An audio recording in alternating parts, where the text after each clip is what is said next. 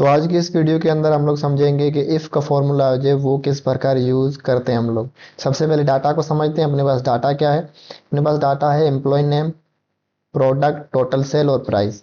अब इस डाटा में से हमें जो मैनेजर ने ये बोला है कि जो भी एम्प्लॉय है जिसकी सेल जो है वो 30,000 से कम है, ठीक है, उसको हम लोग देंगे एक मोबाइल। और जिसकी सेल जो है वो 30,000 से ऊपर है उसको हम लोग क्या देंगे? उसको देंगे लैपटॉप। तो वो हम लोग कैसे करेंगे?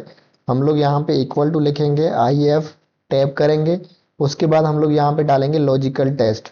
अगर आपने अपना ये जो वीडियो था मेरा, और ये वीडियो अगर आपने नहीं देखा है तो सबसे पहले आप ये वीडियो देख के आओ, क्योंकि इसमें मैंने अच्छी तरीके से समझाया था कि लॉजिकल क्या होता है और लॉजिकल टेस्ट हम लोग कैसे इस्तेमाल करते हैं।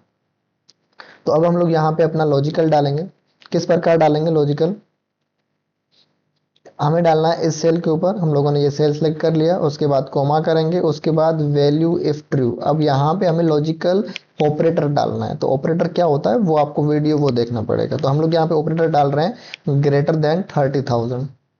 तो हम लोगों ने 30,000 से ऊपर वाला यहाँ पे ऑपरेटर डाल दिया है।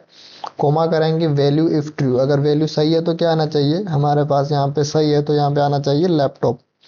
तो हम लोग यहाँ पे लैपटॉप लिखेंगे, और लैपटॉप लिखने के बाद इसको फिर से डबल कोट्स के अंदर क्लोज करेंगे, फिर कोमा, वैल्यू इफ फॉल्स। अगर अपनी वैल्यू ये फॉल्स हो जाती है तो क्या आना चाहिए? तो अपने पास यहाँ पे आना चाहिए मोबाइल। फिर से इसको क्या करेंगे? डबल कोट्स के अंदर क्लोज कर देंगे, एंटर करेंगे। तो देखो इस व्यक्ति की, कैलाश कुमार की जो सेल है वो कितनी 2,000 है, इसीलिए हम लोग इसको क्या देंगे? मोबाइल देंगे। नीचे डबल लेफ्ट क्लिक करते हैं तो देखो इसकी भी 6,000 है, इसकी 50,000 है, तो इसको हम लोग क्या देंगे? इसको देंगे लैपटॉप। अब इसकी कितनी है? इसकी 15,000 है तो इसको मोबाइल। और इसकी 45,000 है तो इसको हम लोग देंगे लैपटॉप। अगर हम लोग यहाँ पे बाद में कुछ चेंजिंग करते हैं, जैसे कि मैंने इसको कर दिया 40,000, तो इसको भी हम लोग क्या देंगे? लैपटॉप देंगे। तो ये अपना होता है इफ का फॉर्मूला। अब उसके बाद हम लोग समझेंगे अपने सब टोटल का फॉर्मूला।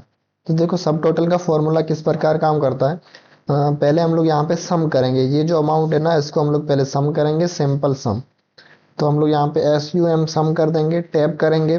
ये जितनी भी अपने पास रेंज है इसको सेलेक्ट करेंगे, एंटर कर दिया। अब यहाँ पे अपने पास वैल्यू आ रही है 24780, ठीक है, 24,000 और 780, ठीक है। तो अब अगर हम लोग यहाँ पे ये देखना चाहते हैं कि केवल जो है मुझे सिर्फ माउस देखना है कि माउस की टोटल सेल कितनी है, तो हम लोग क्या करेंगे? इसको माउस को यहाँ पे फिल्टर करेंगे। जैसे कि मैंने कीबोर्ड हटा दिया, मुझे सिर्फ माउस देखना है, एंटर करेंगे। फिर भी यहाँ पे जो अमाउंट थी वो सेम हो रही है, यानी कि सेम ही आ रही है, ठीक है।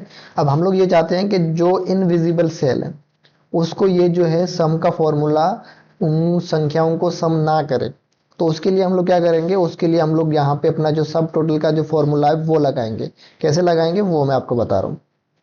पहले हम लोग इसको लेके आते हैं, फिल्टर हटा देते हैं, इक्वल टू करेंगे एस यू बी सब टोटल, ठीक है। थोड़ा सा मिस्टेक हो गया, इसको हटाते हैं एक बार के लिए, सब टोटल। और फिर यहाँ पे हमें क्या करना है? हमें सम करना है। तो सम अपना आता है 9 नंबर पे। यहाँ पे डबल लेफ्ट क्लिक करो, यहाँ पे टैप करो, आपको काम हो जाएगा। कोमा करेंगे, कोमा करने के बाद आपको यहाँ पे रेफरेंस देना है, यानी कि अपनी रेंज सेलेक्ट करनी है। तो रेंज सेलेक्ट करने के बाद यहाँ पे एंटर कर दो। अब देखो दोनों में वैल्यू तो सेम है, क्योंकि ये सारे के सारे सेल्स अभी अपने विजिबल है। लेकिन जैसे हम लोग यहाँ पे इनको इनविजिबल करेंगे, उनको हाइड करेंगे, तो उनको वो सम नहीं करेगा। देखो हटा दिया ना सम, ठीक है। तो ये अपना होता है सब टोटल।